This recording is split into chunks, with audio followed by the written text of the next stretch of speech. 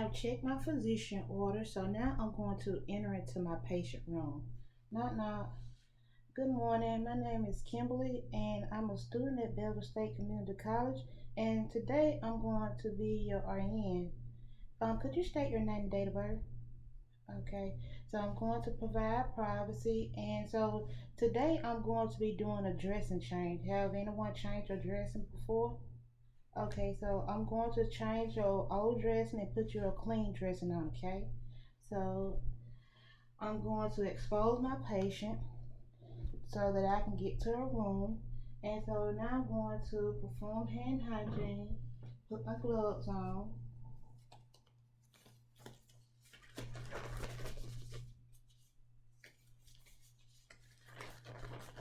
and I'm going to get all my equipment. So first I will wash the table on the top and around the edges. And I'm going to have all my supplies, have my 4x4. I'm going to spread my pad first. I have my 4x4.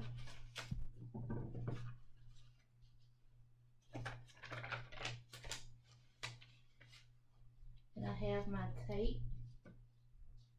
And I also have my measurement where I will measure the wound.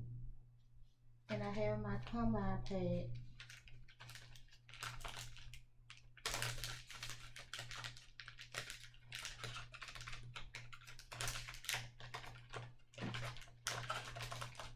Okay.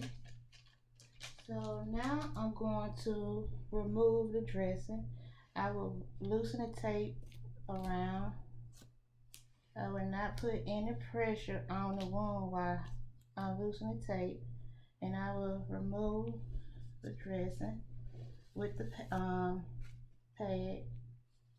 And so now I'm just going to look at my dressing to make sure that it do coach first. I'm going to check for the color, the odor, the amount, the consistency, and I'm going to document how my patient tolerate me removing the old dressing. And I'm going to also do reader.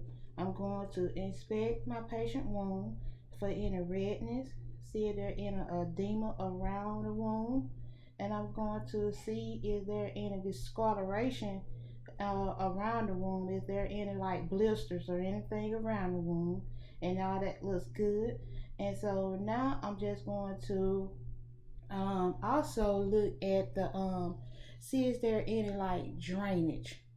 I don't see any drainage around the wound, and the wound is all together, no spaced out. The wound is fully connected together, so that is good.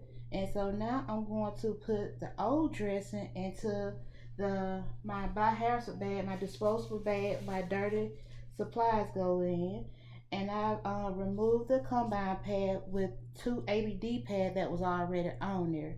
And so now I'm going to two 4x4 pad that was already on there.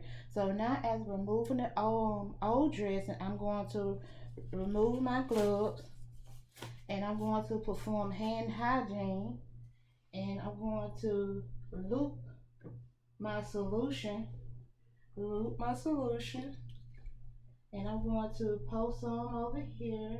I have my palm to the to palm to the label, and so now I'm going to put some solution over in my one of my container where it gonna have like the solution so I can clean around the wound. And I already performed hand hygiene. I'm done a clean gloves after removing the old dressing. And also I will do my measurement of my patient wound. Okay, and I'll dispose that into my bag. And so now I'm going to clean around my patient wound. I'm going to start right here on this side. I'm going to dispose that one. Every time I will use a clean, every time I will use a clean 4x4, and I'll go down the middle and throw it away. And I'll go on the sides. I would not reach over the area that I already cleaned. Okay, so now that I've cleaned my patient wound, if there was any like wetness around my patient wound, I would use an extra um 4x4 to pat dry around the wound.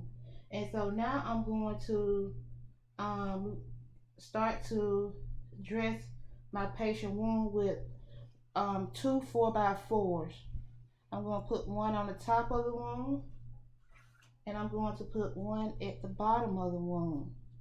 And so now I'm going to put my combine pad on, and I would do like the blue turn toward the sky, the clouds. Okay, and I gently put my pad on without pressing on it.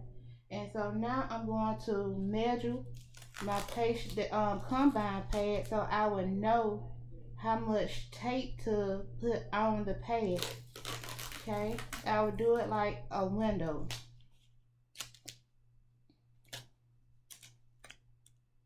And I would not measure my combine pad and then put like have the tape still down on it to put pressure on my patient wound when it's already in pain.